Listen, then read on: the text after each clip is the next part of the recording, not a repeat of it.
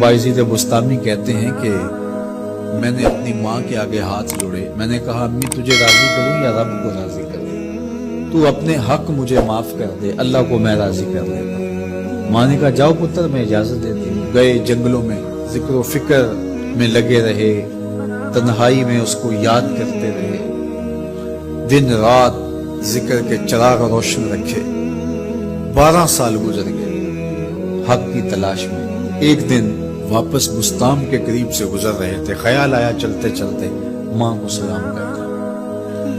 दरवाजे को दस्तक देने लगे तो इस ख्याल ने हाथ रोक लिया कि सारी जिंदगी माँ को सुख तो दिया कोई नहीं, अब दुख भी क्यों देने लगे। रात का एक पहर बीत गया है, सर्दियों की लंबी रात है, माँ बिस्तर में लेटी होगी, तेरे लिए उठेगी, दरवाजा खोलेगी, दरवाजे के साथ ही लग के बैठ गई और सारी रात काट दी इस ख्याल से कि माँ को तकलीफ न हो। जब सहरी का वक्त हुआ तो अंदर से जो नाली आती थी उस नाली से पानी आया। समझ गए मेरी माँ तहज्जुद के लिए उठी है और वजू का पानी है, तो फौरन दरवाजे पे दस्तक दी। अंदर से आवाज आई, बेटा बायजीद में अभी आई।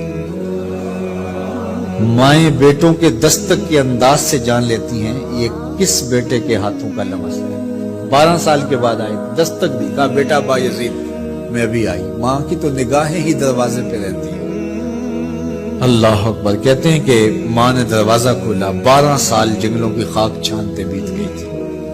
परागंदा सूरत, बिखरे हुए बाल, फटे हुए कपड़े। मेरी माँ की जब निगाह मेरे पे पड़ी तो उसकी चश्मान से मोटे मोटे आंसू टपकने लगे और उसने ऐसे हाथ फैला के कहा, मालिक मेरा बेटा बायजीद तेरी तलब में निकला था, तूने अभी तक इसे अपना कुर्ब नहीं दिया। हजरत बायजीद बुस्तामी कहते हैं 12 साल की रियासतों से जो कुछ नहीं मिला था माँ के उठे हुए हाथों से मिल गया। मैंने कहा मालिक मैं तुझे कहां ढूंढ रहा हूं, तू कहां मौजूद है।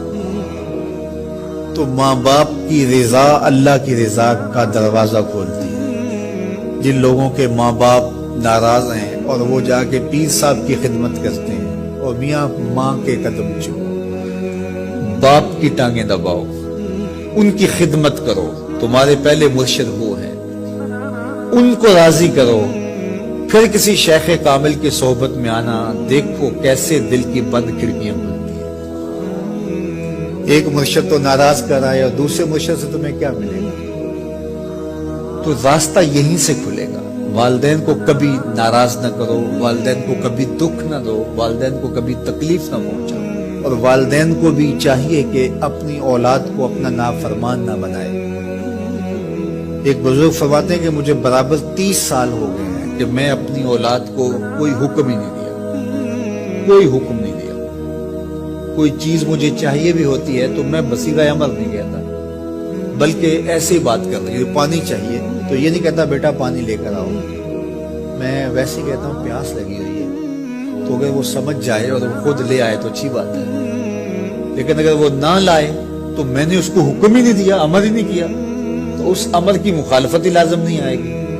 तो कहा 30 साल बराबर गुजर गए हैं, मैंने अपनी औलाद को हुक्म नहीं दिया कि कहीं वो मेरी नाफरमान ना हो जाए, क्योंकि अगर वो नाफरमान हो गई पल्ले कुछ नहीं रहेगा। जो औलादे माँ बाप की नाफरमान होती है वो हवा में भी उड़े, वो चरख पे भी झूले, वो जमीन पे गिरने वाली होती है, कभी कामयाब नहीं हो सकती वो औलादें जो माँ बाप की गुस्ताख, बेअदब और नाफरमान होती हैं। वही औलादें सरफरूक, कामयाब और कामगार और बाबराद होती हैं जो माँ बाप की खिदमत करती हैं, माँ बाप की दुआएं लेती हैं।